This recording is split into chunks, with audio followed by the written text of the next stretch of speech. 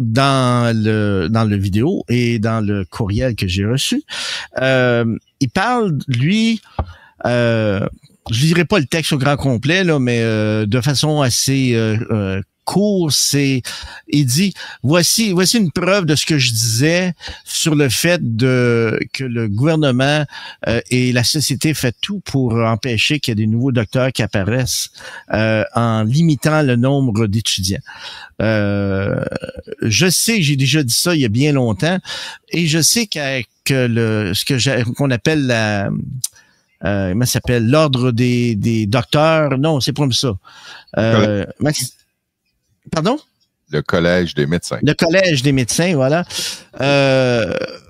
Ont cette fâcheuse tendance-là de bloquer et de limiter le nombre de médecins, puis je suis certain qu'il y a une question d'argent derrière ça, parce que quand tu vois que des médecins reconnus dans plusieurs pays sont obligés de devenir des chauffeurs de taxi, c'est déjà de la démonstration purement et simplement que t'en voulais pas des docteurs. Mais écoutez-moi ça. Ça dure pas longtemps. Je vais essayer de me souvenir du nom du docteur. Je vais lire le courriel. Ce qui me dérange le plus avec le débat entourant l'obligation pour les nouveaux médecins de pratiquer 5 ans au Québec, c'est que pour justifier cette mesure, on insinue que les étudiants en médecine sont un boulet pour le Québec, un boulet financier. Encore ce matin, Stéphanie Gramont, éditorialiste à la presse, reprend les chiffres gonflés du gouvernement en lien avec le coût d'une formation d'un médecin au Québec et admet qu'ils sont gonflés artificiellement, mais elle écarte cette contradiction en disant « c'est pas grave, de toute façon, on en a besoin de ces médecins-là, donc ils doivent rester ». Et ça me dérange, parce qu'on ne devrait pas prendre des raccourcis intellectuels pour justifier une mesure qui changerait profondément les valeurs québécoises de notre société. Et oui, ça changerait les valeurs de notre société. Parce que depuis quand est-ce que l'éducation, c'est un boulet? Depuis quand l'éducation, ce n'est pas une richesse? Il y a plusieurs pays où il y a une gratuité scolaire. Au Québec, on a eu un printemps érable parce qu'on trouvait que les frais de scolarité étaient élevés. On sait qu'une population éduquée, c'est une richesse pour la population, tout domaine confondu. Et de dire que ça coûte cher de former un étudiant en médecine, c'est remettre en question toute cette valeur-là de la société qui décide de subventionner des études universitaires, en fait à tous les niveaux, pour nos étudiants, peu importe le domaine. Et je pense que si les gens veulent aller là pour les étudiants en médecine, ils devraient aller là pour tous les autres étudiants, même ceux où il n'y a pas de pénurie, mais pensons au domaine où il y a de la pénurie, les infirmières, les psychologues, les physiothérapeutes, les nutritionnistes, ça c'est juste en santé. On devrait peut-être aussi dire aux avocats, 5 ans à faire de l'aide juridique, pas à temps partiel, à temps plein. On devrait peut-être dire aux ingénieurs, 5 ans à être dans la fonction publique, pas dans une firme privée, parce qu'on a des problèmes avec nos routes et nos infrastructures. On devrait peut-être dire, vous voyez ce que je veux dire. Et là, on aurait un débat de société à savoir, est-ce que la société en a pour son argent en subventionnant les études de ces programmes universitaires? Mais ne cibler que les étudiants en médecine, ça me semble être casser du dos sur le sucre des médecins, prendre une cible facile. Mais il y a une autre raison pour laquelle le débat me dérange. C'est que ça donne l'impression que travailler au Québec, là, c'est un supplice. C'est un calvaire. Faites 5 ans là, dans le public, là, faites la traversée du désert et après vous serez libre. Wow! Je ne pensais pas qu'au Québec, on aurait aussi honte de nous et ce qu'on a à offrir à nos Québécois et aux autres Canadiens et aux autres étudiants internationaux. Quel aveu d'échec pour nos valeurs québécoises, pour notre capacité à mettre en place des mesures qui bonifieraient le réseau public et l'attractivité du travail dans le réseau public. Vous savez, moi, mon nom de famille, c'est Dayen. On s'entend que ça vient pas du Saguenay ou de la Mauricie. Mes parents ont immigré ici. Puis je me sens privilégié d'avoir pu étudier à peu de frais au Québec. Puis je suis privilégié de travailler au Québec dans le réseau public. Mais ça, c'est parce que j'ai peut-être étudié dans les années 90 où c'était encore une valeur d'être fier d'être québécois, d'être fier d'être intégré et il y avait un accueil chaleureux. Est-ce qu'on peut en dire autant aujourd'hui où on semble exercer une coercition pour être capable de convaincre les gens d'être fiers du Québec? Ça ne marchera pas selon moi. Puis je veux que ce soit clair. Je défends pas le système privé. Mais je vais certainement défendre l'honnêteté intellectuelle dans nos débats de société. Sur ce, je vais aller travailler fièrement dans le réseau public parce que je suis de garde aux soins intensifs au public. Bon, moi, il s'appelle Joseph Dayen, le docteur. Bon, moi, je pense qu'il répond à côté. Il répond à côté des enjeux et je t'explique pourquoi.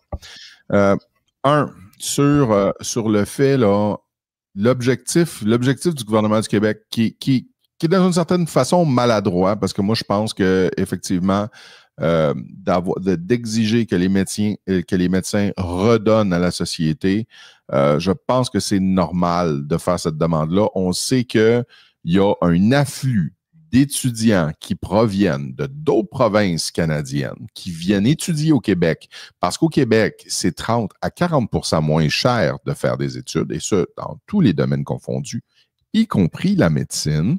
OK? Alors, donc, d'exiger que ces jeunes-là, qui sont formés avec notre argent, à moindre coût, redonnent à la société qui les a formés.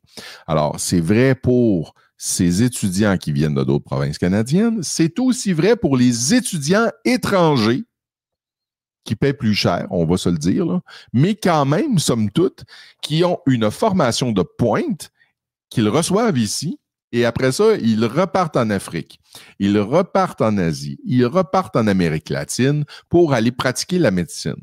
Alors, écoutez, vous voulez pratiquer la médecine dans votre pays d'origine? Très bien.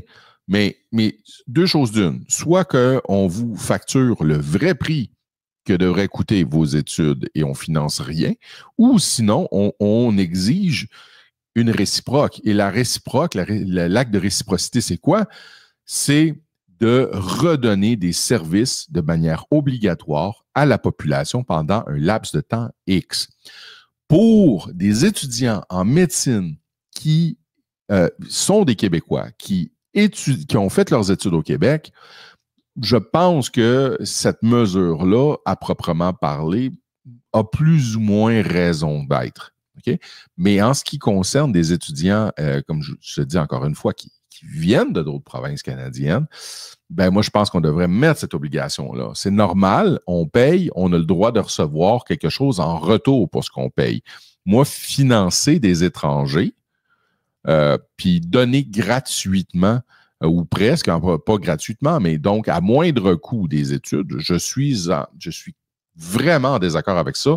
Moi, je paie au-dessus de 50% parce que non seulement j'ai l'impôt sur le revenu qui est dans les 40 quelques pourcents là, fédéral-provincial combiné, mais en plus de ça, je paie la TPS, la TVQ, les taxes d'assises, donc toutes les taxes à la consommation, tu additionnes tout ça, là, c'est autour de 60% de mon revenu que je donne à l'État. Okay? En échange, dans un État keynésianiste, dans un État qui offre des services à la population, je veux en avoir quand même pour mon argent. Là, tout est en bris. Les soins médicaux, ça ne fonctionne pas correctement. L'instruction publique au Québec, on a des problèmes, on a des enjeux énormes, notamment à cause de l'immigration de masse qu'on a reçue dans les 36 derniers mois. On a les infrastructures qui sont en train de s'écrouler à la grandeur du Québec. Donc, on a énormément d'enjeux de société. Et donc, mais au niveau médical, on est en bris de service dans de nombreux endroits. Il faut le comprendre, il faut le voir, cela, là. Et j'ai amené mon père, je pense, j'en ai parlé la semaine passée, il y a 2 semaines, je l'ai amené à Hawkesbury pour se faire soigner. Je l'ai amené en Ontario, dans la province voisine.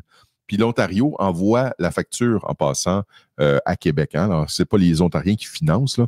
C'est vraiment, à ce moment-là, le gouvernement du Québec qui va rembourser les frais d'assurance maladie. Mais écoutez, moi, ça, c'est le premier motif par rapport au fait que de venir dire que on surévalue le montant. Peu importe.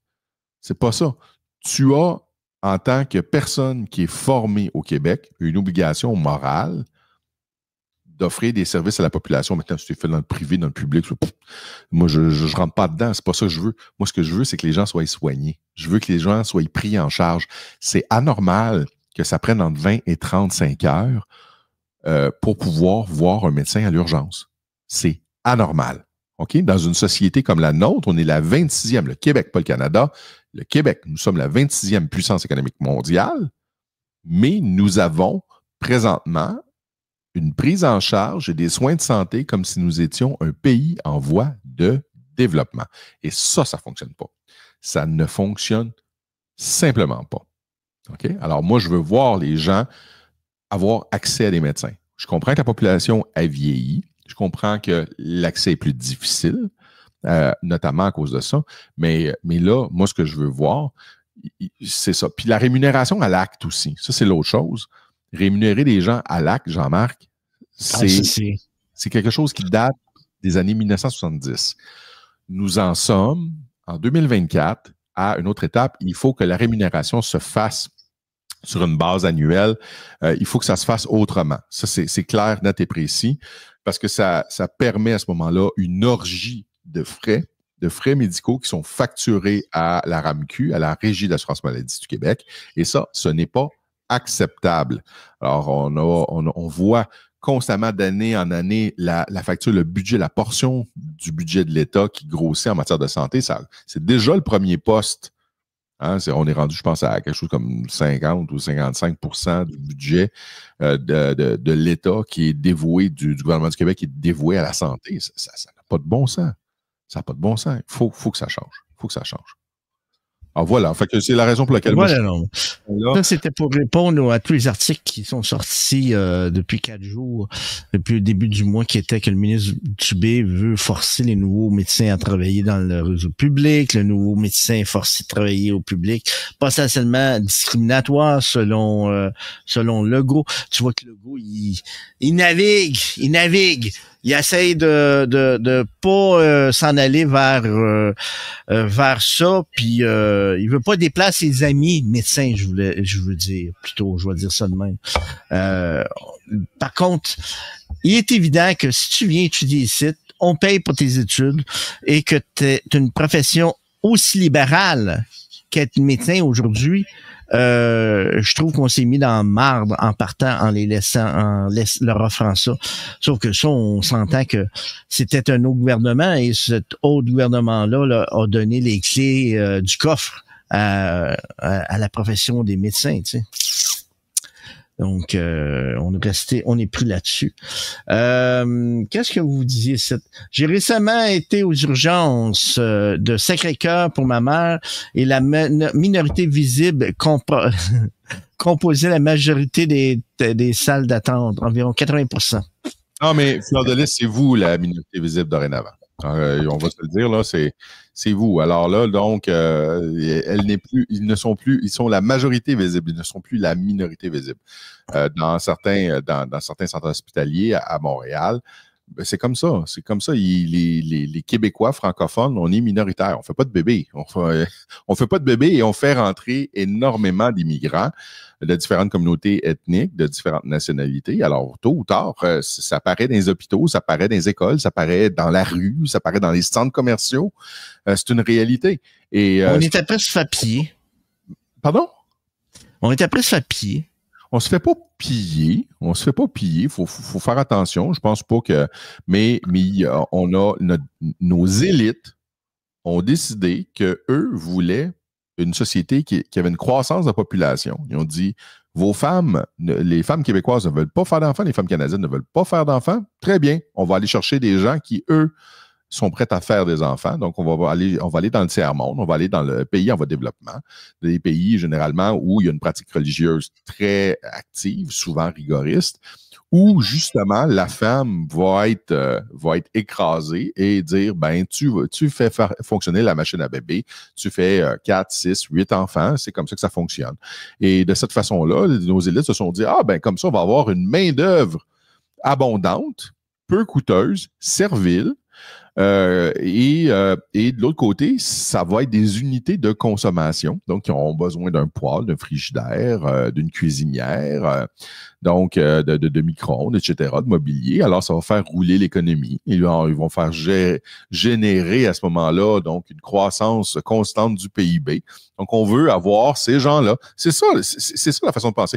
Et naturellement, ce patronat, qui donc mange aux 2 râteliers en même temps. Ouais. C'est celui qui donne l'argent à l'État et c'est lui qui a les accès auprès des gouvernements, donc il a l'oreille des gouvernements. Alors, on applique ce plan et ben voilà, puis on se ramasse aujourd'hui que nos sociétés ploient parce qu'on est en bris de service. les services se donnent peu ou se donnent mal. Il y a des surcharges partout et on n'est pas prêt à gérer le flot de gens que nous avons reçus. C'est ça la réalité des choses, là. Alors, c'est là-dedans qu'on est.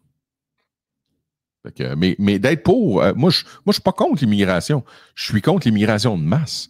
Je suis pour une certaine immigration qu'on choisit, qu'on sélectionne, et je suis en faveur de gens donc qui vont venir faire partie du groupe et qui vont s'intégrer à notre société. Donc, qui vont adopter la langue, les us, les coutumes, et qui vont devenir, et que moi, tu aies la peau brune, basanée, que tu sois asiatique, je m'en fous. Moi, ce qui est important, c'est est-ce que tu adhères à mon projet? Oui, tu veux venir faire partie de ma bande, tu veux venir faire partie de ma gang, ben, t'es le bienvenu. C'est la position de Pierre Falardeau, hein? Mais si t'es pas prête à ça, reste chez toi ou choisis-toi une autre société si t'es pas bien chez toi, ben, viens pas ici. On veut pas t'avoir. Parce que tu veux pas faire partie de ma société. Ça t'intéresse pas. T'es ici pour profiter. Si t'es uniquement ici pour profiter du filet social, t'es pas à bonne adresse. On te fout dehors avec un beau gros coup de pied au cul, un beau gros soulier italien là, dans le derrière. Là. Puis, ah ouais. J'avais un article